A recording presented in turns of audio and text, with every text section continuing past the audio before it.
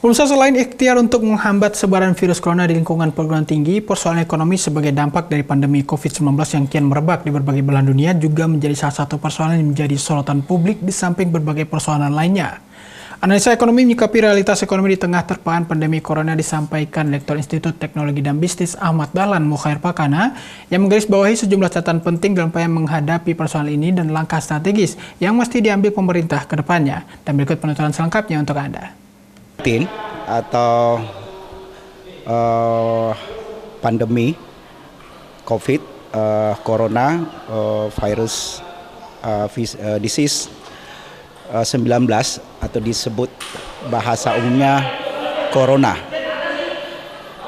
Itu sudah menjadi pandemi, tidak sekedar epidemi. Kalau epidemi itu kan masih skala lokal. Tapi kalau sudah pandemi, itu secara global, secara masif. Sudah 83 negara terpapar virus ini. Tentu 2 bulan sudah cukup terasa efeknya kepada sektor ekonomi, kegiatan ekonomi. Yang paling berasa itu ada 3 kegiatan ekonomi yang sangat kena. Pertama itu pariwisata. Kemudian yang kedua adalah transportasi, dan ketiga adalah manufaktur. Pariwisata itu di daerah-daerah strategis wisata, terutama yang mengandalkan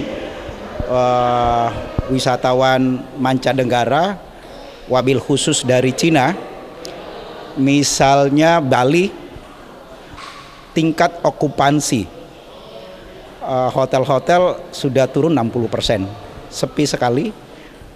Kalaupun ada itu sangat sedikit. Jadi sudah 60% itu sepi, hilang okupansi hotel-hotel, objek-objek wisata sepi di Bali. Kemudian juga Manado, dominan wisatawan itu dari Cina, ada yang berkunjung ke Manado, itu sepi. Kemudian ke Batang, kemudian daerah-daerah lain itu secara sporadis, termasuk Jakarta. Nah, harapan kita jumlah wisatawan Indonesia itu tahun 2019 itu 16,02 juta jiwa yang datang ke Indonesia. 2.200.000 itu dari Cina. Nah, proyeksi jumlah wisatawan masuk ke Indonesia tahun 2020 tentu akan turun drastis, terutama dari Cina. Cina ini penyumbang terbesar nomor 2 jumlah wisatawan. Nah, itu efeknya kepada sektor pariwisata, tentu berefek kepada bukan saja untuk akomodasi atau okupansi hotel, tapi juga kegiatan usaha kecil menengah yang mensupport kegiatan-kegiatan usaha kegiatan wisata. Jadi transportasi. Saya kira bandara-bandara yang teramai di tanah air bukan saja Bali, Surabaya, Medan, atau mungkin juga sampai ke Manado, Makassar, kemudian hampir semua bandara-bandara yang strategis itu kesepian, apalagi Soekarno-Hatta, itu kesepian jumlah penumpang pesawat. Jadi bandara-bandara kita itu sepi, terutama kalau di Jakarta itu Bandara 3 itu turun 60%. Selain beberapa negara itu lalu lintas, termasuk Indonesia, lalu lintas orangnya itu dikurangi ya. Jadi beberapa negara malah tidak membolehkan dari negara asing, jadi mengisolasi, jadi melockdown, mengunci negara-negaranya dari arus bepergian. Karena rata-rata yang habis bepergian dari luar negeri, peluang untuk terpapar COVID-19 itu atau virus corona sangat tinggi. Industri manufaktur, industri pengolahan, terutama yang berbahan baku impor dari Cina.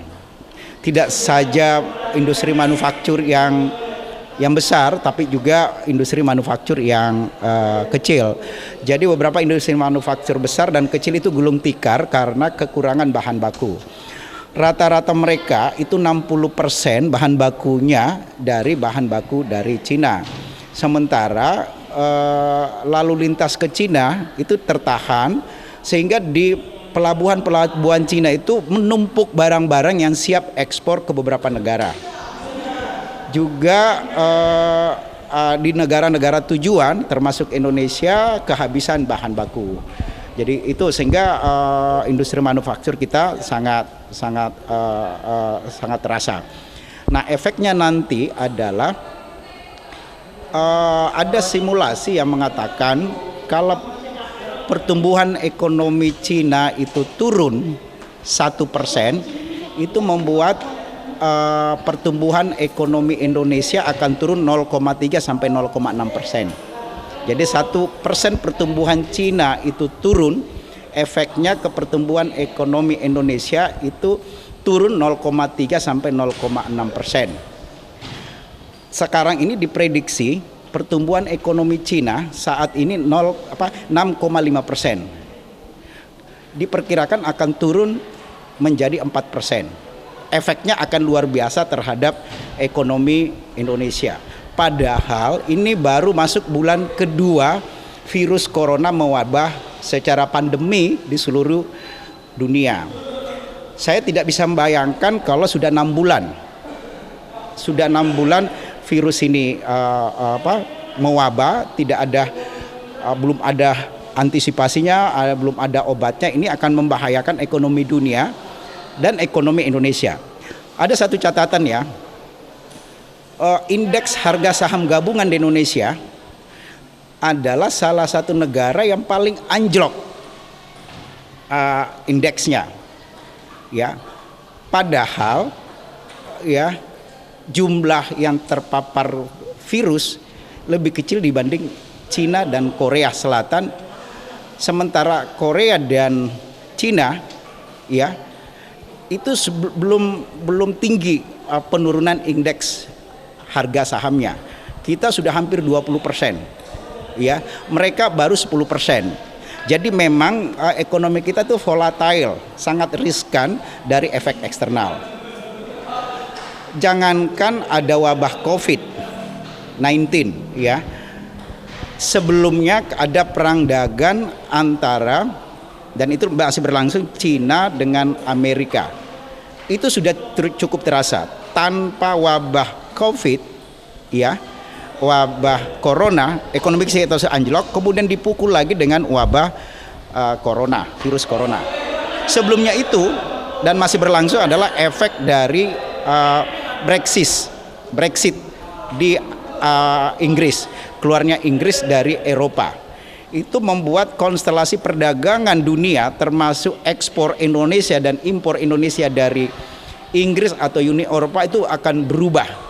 Itu punya efek terhadap Indonesia. Pengangguran akan bertambah di tahun 2020. Itulah efek-efek yang ditimbulkan tidak semata wabah virus corona, tapi sudah ada sebelum virus itu ada gejala-gejala yang lain yang memukul ekonomi kita, membuat ekonomi kita menjadi sempoyongan. Saya kira itu konstelasi ekonomi Indonesia saat ini yang dipukul oleh beragam pukulan-pukulan, dan terakhir semacam pukulan mematikan dari wabah COVID. Pemerintah harus siap mengantisipasi hal ini.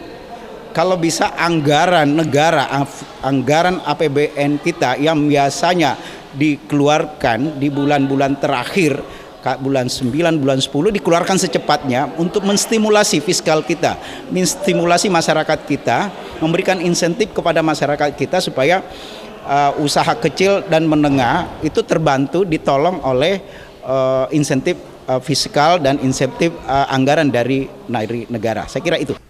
Tim TVMU memberitakan.